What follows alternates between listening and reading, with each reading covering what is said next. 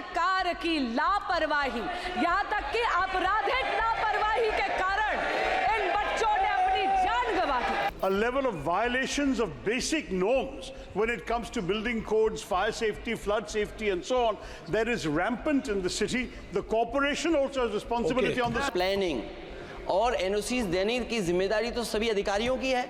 अध्यक्ष महोदय, जिम्मेदार कौन है, उनके खिलाफ कार्रवाई क्या हो रही है?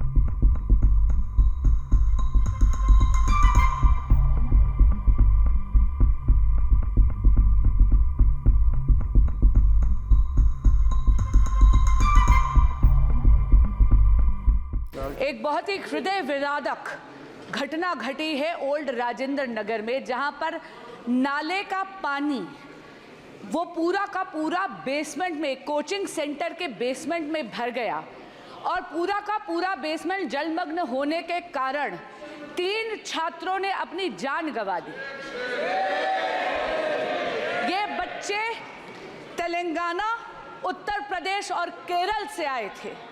अध्यक्ष जी, ये दिल्ली में आईएएस एग्जामिनेशन की तैयारी करने के लिए आए थे, अपना भविष्य उज्जवल करने के लिए आए थे।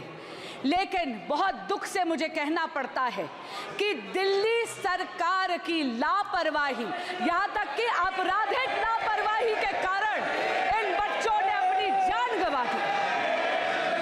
अध्यक्ष जी, the cause of death of these 3 students is the utter and absolute apathy of the Aam Aadmi Party ruling dispensation in Delhi. The criminal negligence of the ruling dispensation of the Aam Aadmi Party in Delhi has caused the death of these 3 students. 1 दशक से आम आदमी party Delhi में सत्ता भोग रही है, लेकिन दिल्ली वासियों के लिए कोई काम नहीं कर रही। अध्यक्ष जी, पिछले 2 सालों से नगर निगम यानी एमसीडी भी दिल्ली सरकार के नियंत्रण में है, दिल्ली जल बोर्ड दिल्ली सरकार के नियंत्रण में है, ड्रेनेज की सफाई दिल्ली जल बोर्ड के दिल्ली सरकार के नियंत्रण में है, लेकिन इन्होंने ना अपग्रेडेशन करी है, ना डीसिल्टिंग करी है नालों की।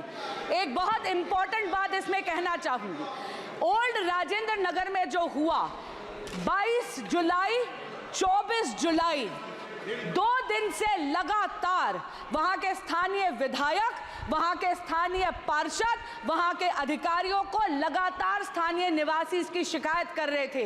विधायक जी व्यंग तो कर रहे थे, लेकिन उन्होंने कोई एक्शन नहीं लिया। मेरा आपसे निवेदन है कि गृह मंत्रालय से अनुरोध करती हूं कि एक जांच समिति बनाई जाए, जहां पर ये जो दिल्ली सरकार जो केवल प्रचार प्रसार और भ्रष्टाचार में लिप्त है, इसमें इंक्वायरी बिठाई जाए। दिल्ली की नालों की सफाई क्यों नहीं करी जाए? दिल्ली जल बोर्ड चरमराती हुई व्यवस्था में क्यों है? Sir, I have just visited the hospital. I've just visited the hospital and met with the uncle of the boy from Kerala who unfortunately lost his life on the weekend, sir. It's a shocking situation, and I have to say that when you have a brilliant student, all the dreams of serving the nation through taking the UPSC exam have been shattered and the hopes of the family have been shattered, sir. This is a matter which obviously calls for compensation, but no compensation can be enough for the tragic loss of life of a young man cut short in his prime, sir. Now, there are a number of serious issues that need to be addressed, as the previous speaker has pointed out. There is, sadly, a level of violations of basic norms when it comes to building codes, fire safety, flood safety and so on, that is rampant in the city. The corporation also has responsibility on this. So wait, I have seen in the hands of a journalist a certificate of clearance issued on the 9th of July, sir, by the corporation, allowing these people to do what they're doing, saying they're in compliance. Now, this kind of thing will have to be corrected, sir. At the same time, drains have to be cleaned. They're choked and clogged. Sir, let me just finish. The most important issue, and I say this on behalf of the family also, is to prevent such future tragedies. For this, there has to be a comprehensive inquiry, but there also has to be very specific steps taken to ensure that no other parents coming to our national capital from various parts of the country suffer this kind of loss and tragedies. Sir. इनका केरल का विषय था, इन्होंने उठा दिया। पप्पू यादव जी, सवाल इस देश की बच्ची का है, या केरल या बिहार? तानिया हमारे बिहार की बच्ची थी, हम अपनी बहन को बता देना चाहते हैं, मिडिल क्लास की एक बच्ची तानिया जिनकी मौत कल हुई है, परसों, और मेरा आग्रह इसमें दो है।